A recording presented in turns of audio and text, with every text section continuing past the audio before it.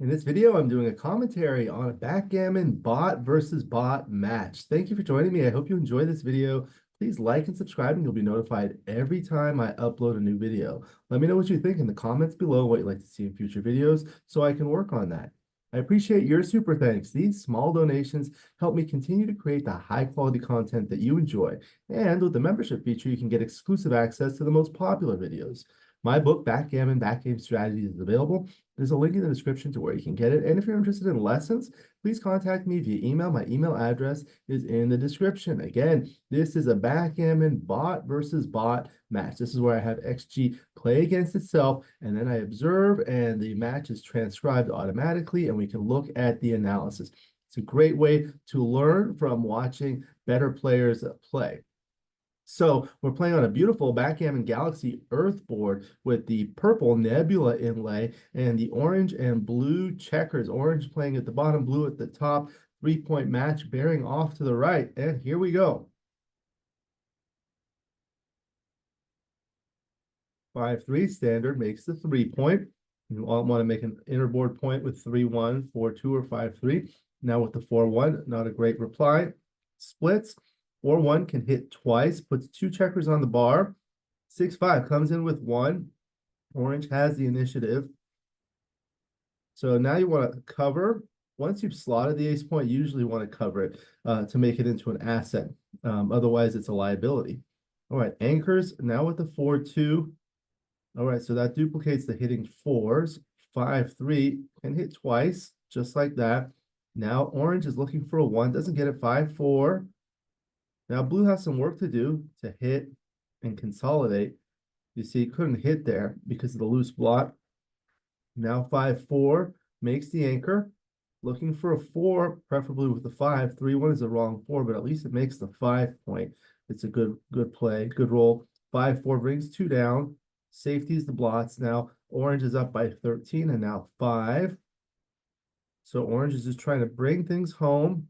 That's going to leave a shot. Now looking for a 4, 6-3, not good. Blue's position is inflexible. 5-2 makes the point. Safeties everything. 4-3, okay. Okay, now something's got to give. Just break the back point. That's the next point you want to break anyway. All right, now two blots on the board. Dances. All right, now blue has the initiative, but can't double quite yet. 1, 2, 3, 4. All right.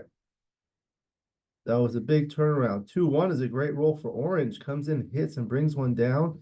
Now blue is on the bar. 4-2, not great. Now orange has the initiative, but still has that 1 checker back, so can't double yet.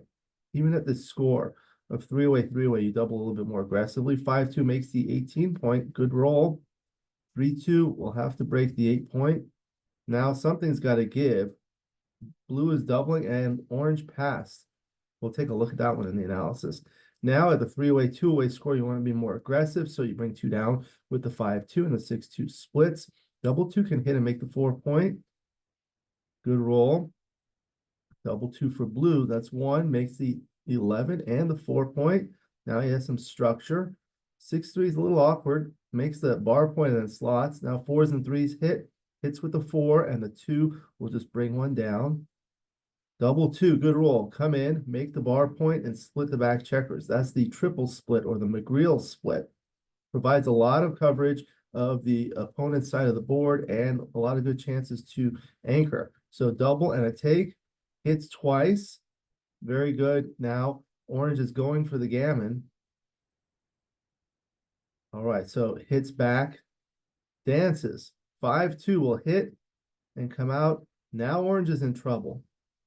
3-2, not the best roll. 4-2, the 2 is forced, and the 4 will come down. 4-1 will make the bar point. 3-2 can make an advanced anchor just like that. You don't want to stay back. You don't have enough timing for a deep anchor back game. 6-3 makes the point on head, comes in with the 2 and the 3 out. Double 2 is awkward. Hits loose and steps up. 5-2 hits and comes out. 6-3 comes in and hits. All right, this is back and forth. 3-1. 6-3, good roll. Hits and steps up. Now with the 6-1. Double shot. Double 2 missed, but he could shift. just like that. Danced, now with the 6-2, couldn't play from the back. Danced again, now with the 5-3, danced again, double six is forced, leaves the double shot, misses, 4-2, will come out and shift, 4-3 dances, 4-3 again, double five. All right. Now orange is in good shape.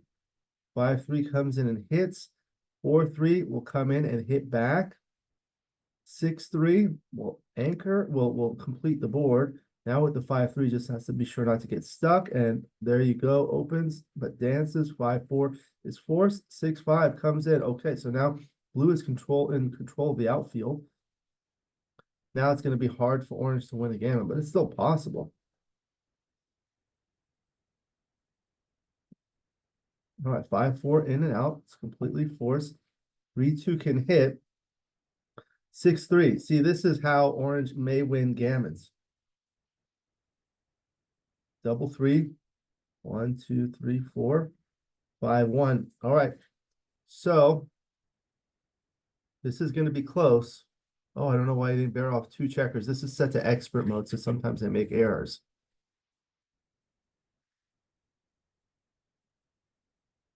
So now it's just a race to see if blue can save the gammon. That was a good roll for blue.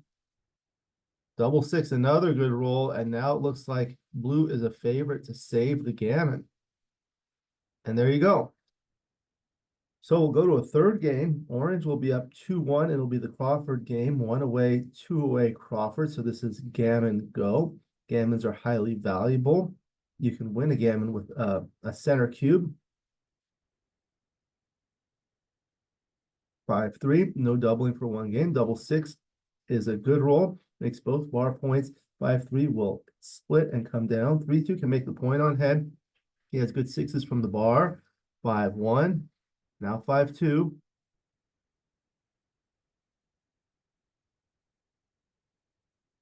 6-2 will cover. Double 2 will step up and make the 4 point. 6-1 can make the bar point.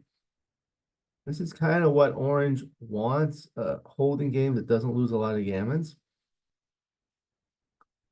Something's got to give soon, like that. Makes the point. Double 2 is a good roll. Blue is up by a lot. 3-2 will just play inside. 6-2 is awkward. 6-1 is not great. He's going to minimize shots. 6-4 will come in all the way. Cannot hit. So it plays a 6-2 there. The 4 will come down. Now that's a 7. Good shot. All right. So now he's going to close out. And he's just bringing things around.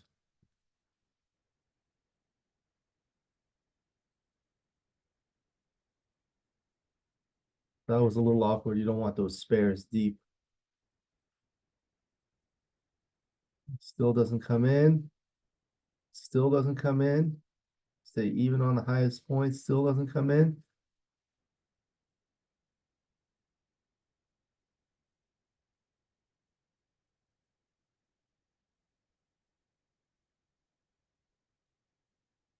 And that is going to be gin.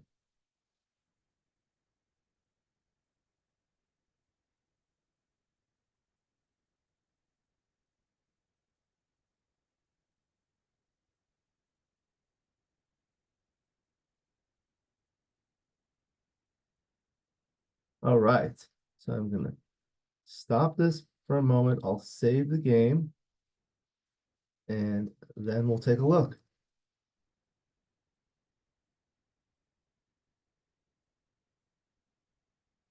All right.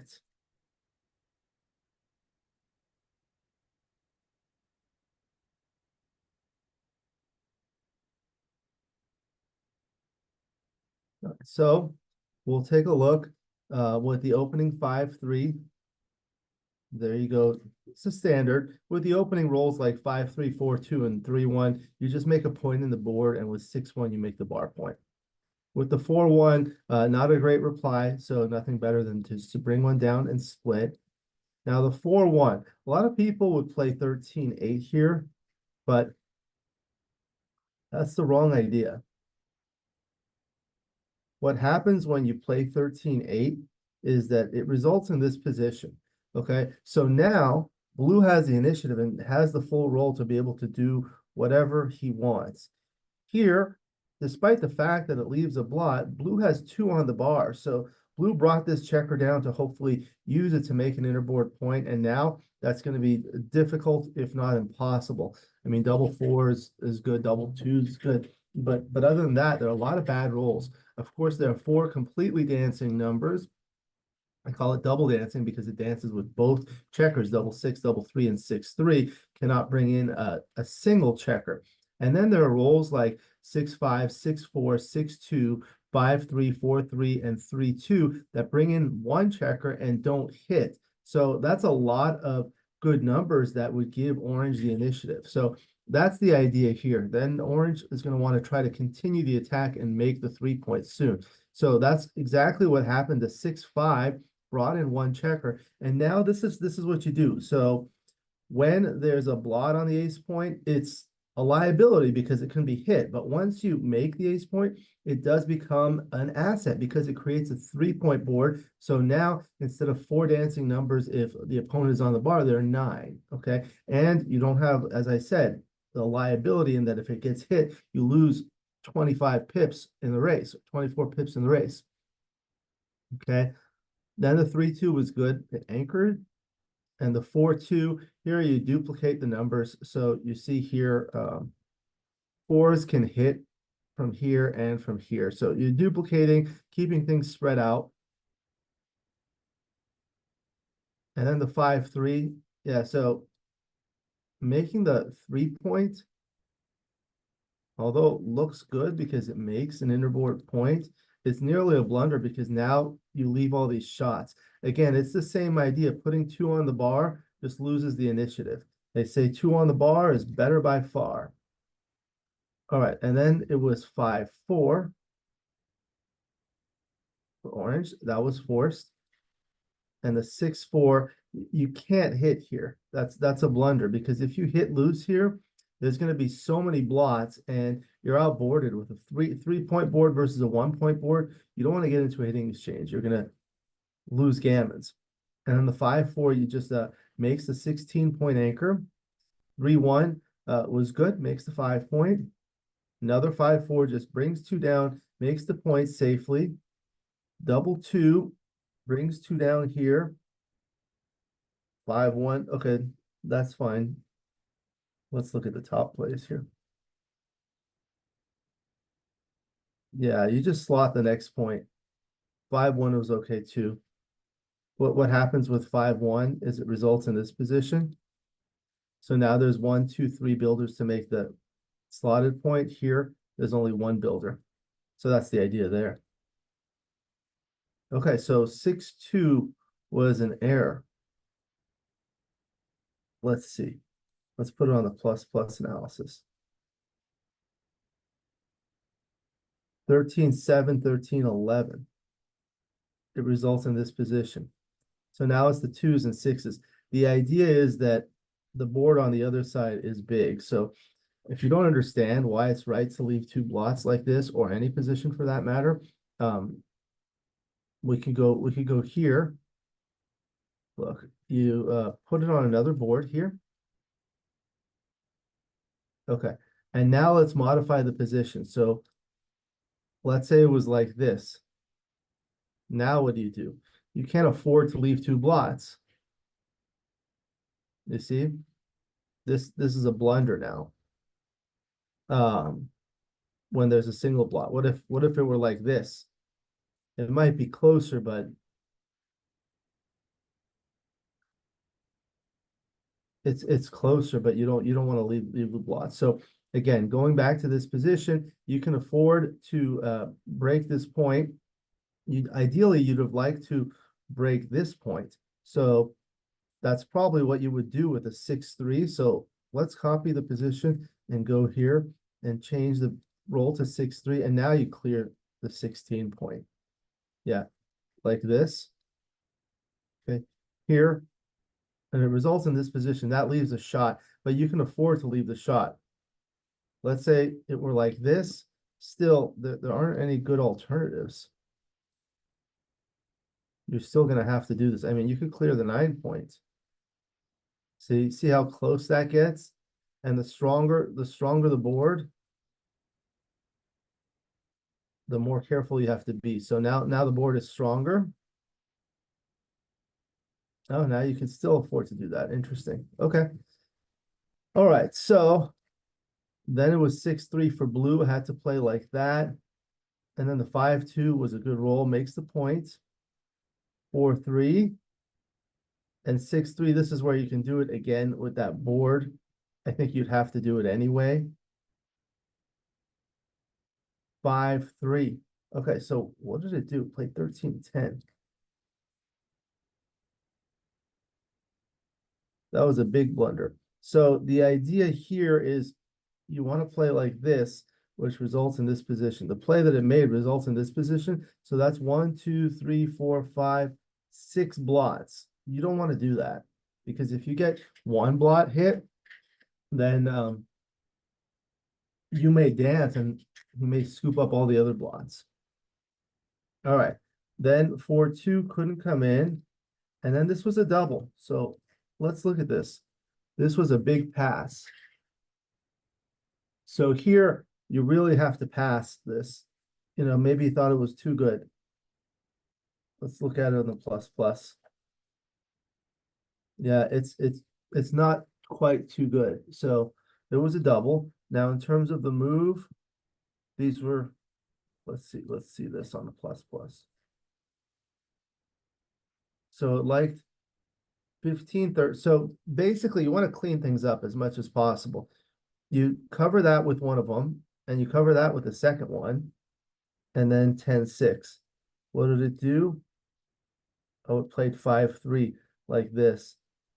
Yeah, you can't afford to do that because you really don't want to get hit.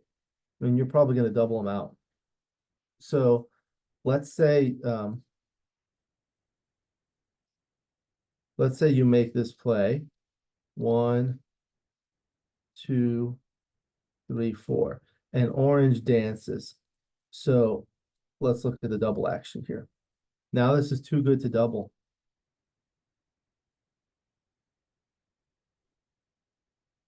So that's part of the idea. With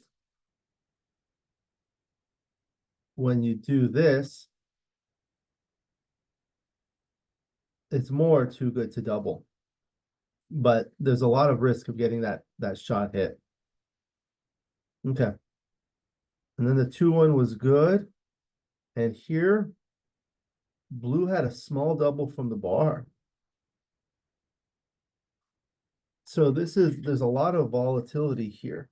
So if you look at the numbers, so let's see, you can come in with a 5 or a 2. So if he rolls a 5-2, it comes in and hits. A 6-5 will come in and hit. 6-2 will come in and hit. And that's going to lose the market by a lot. So that's 6 numbers. There's also the double 5, which is huge. And even double 2 can shift. Double 2 can come in, or double 2 can come in and hit 2. So that's 8 rolls that lose your market by a lot, You see all these gammon wins here? And then we can look at like the dice distribution here after double take. You see 6-5 is huge, double 2, 6-2, double 5, 5-2, 3-2, and 5-1 are okay too. But look, they lose the market by a lot. But well, those two not, but these ones lose your market by a lot. So this is a high volatility position. You see 2.2. Usually it's like less than 0.3 or something like that. But you see how high these are and how low these are. Any of the dancing numbers are bad, but any of the good numbers are really good. That's why you double in these positions. It's a small double. It's not a big error to double. In any event, did not double and played 4-2 comes in. All right. Then the 4-1. Ah, yes. So you can't afford to do this. This gives them the initiative. Yeah, you just come in and hit loose there. Notice that it does duplicate the 2s that enter to hit and the 2s that hit back. So that's a good thing. All right. And then 5-2 makes the anchor and couldn't do anything. And now this was a double and this was a pass.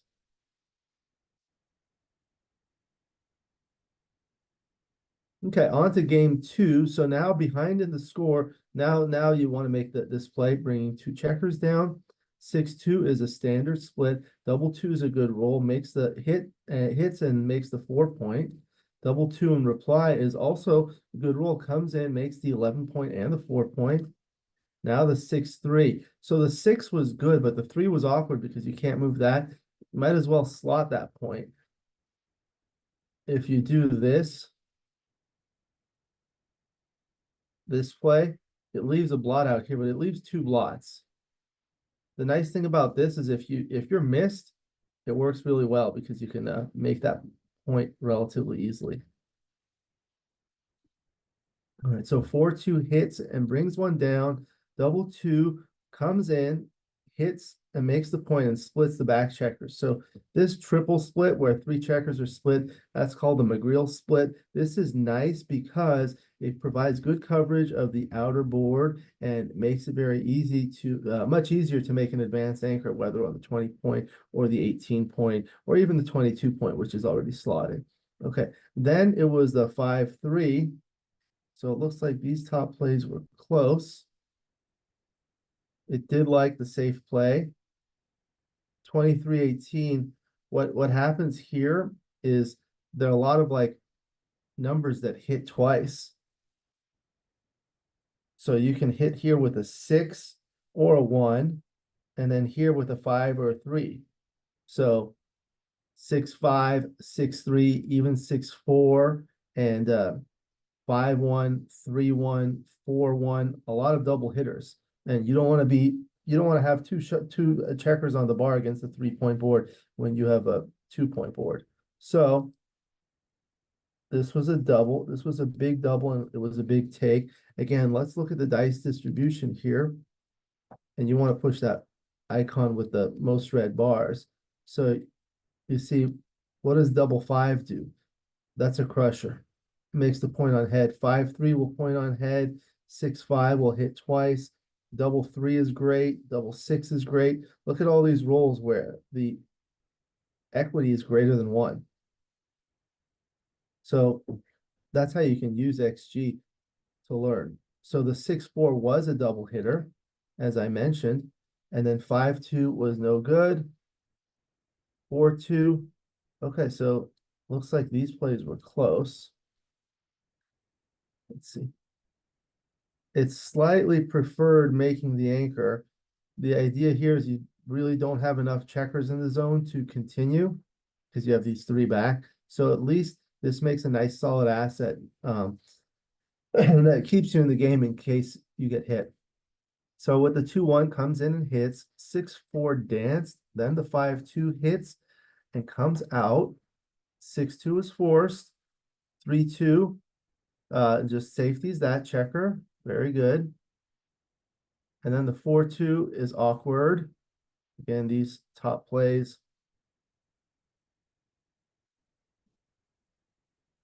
This is the kind of analysis that I recommend the students that they do on their games.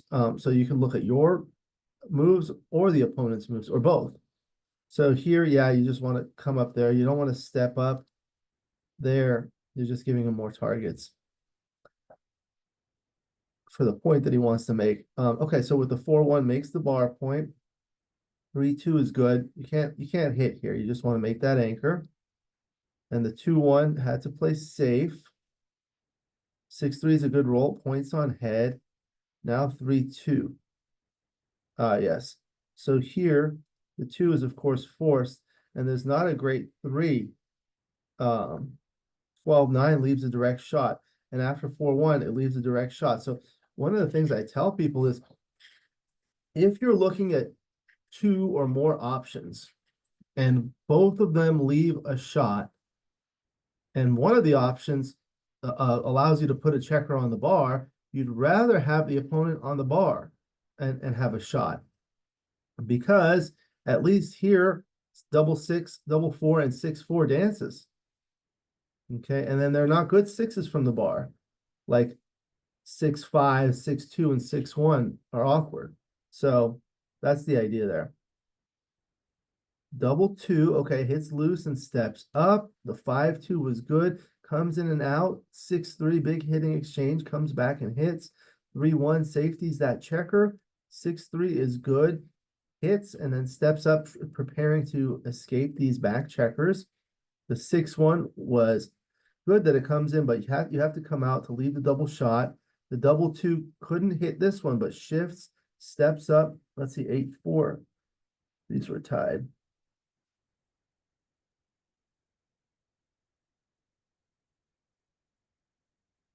Interesting.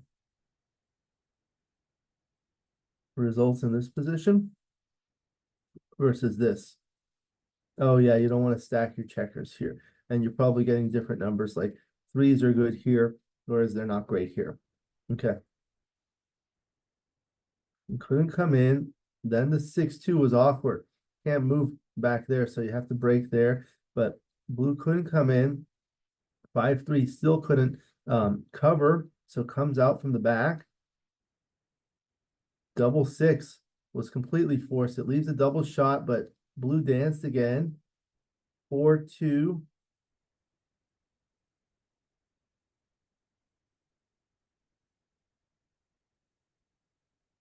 Let's see what the, yeah, I mean, you really need to cover. You don't want to leave two blots. So you cover and 5-3 shift. Could have even gone three, whereas 6-2, 3-1. Let's see how that one is. That one's still a blunder because you don't want to leave that there. All right, and then it was 4-3. That covers. Double 5 was a great roll, comes around. 5-1 had to calm down. Was hit here with the 5-3, but hits back with the 4-3. 6-3 covers, and that was pretty much it for that game.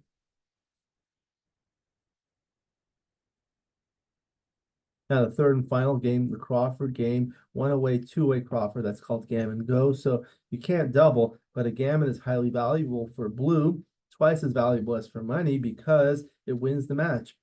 So double 6 was a good reply, makes both bar points.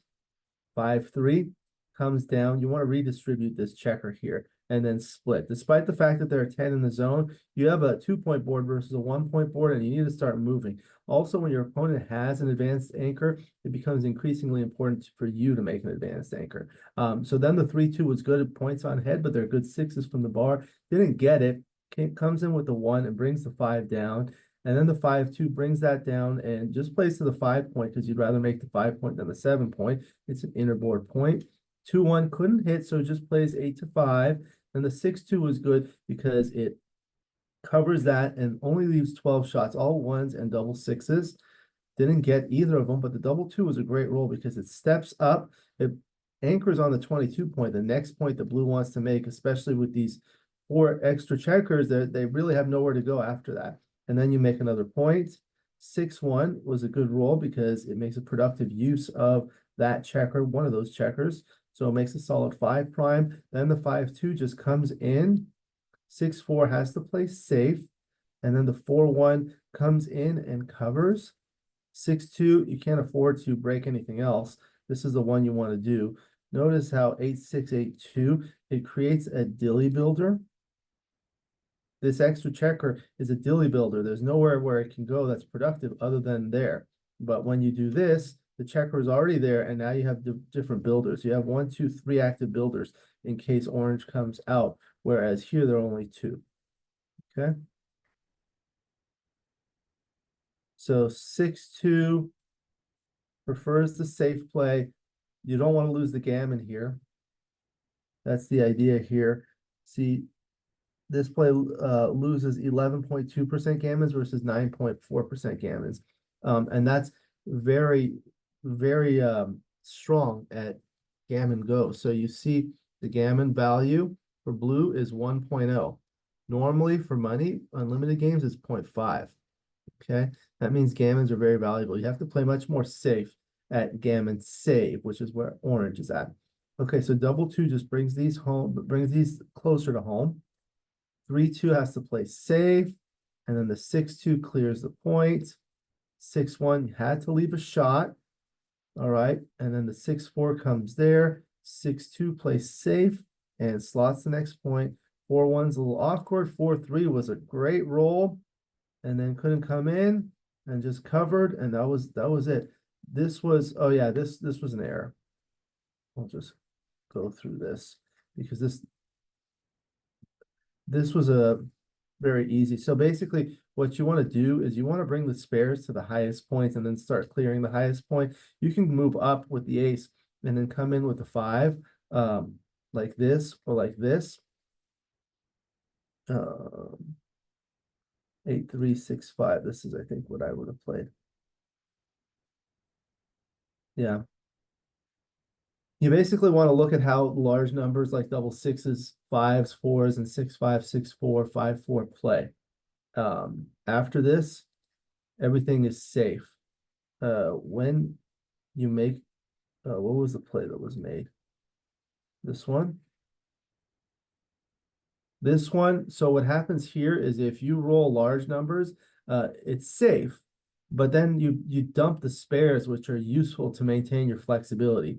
So if you roll like a 6-1, next it's very bad. So let's look at this one and dice distribution. And let's look at the second rolls here.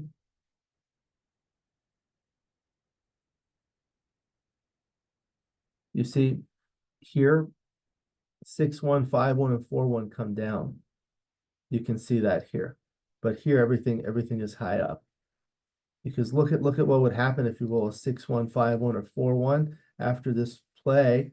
The 6 is going to go deep, the 5 will go deep, the 4 will go relatively deep, and then you're going to have the 1 here. When you have 3 checkers on the highest point and 2 on the next highest point, this is going to get really awkward because all the large doubles, double 5 and double 6, leave a shot, and then 6-5, 6-4, 6-3, 6-2, depending on where this goes, can leave a shot. So there are a lot of numbers that leave a shot.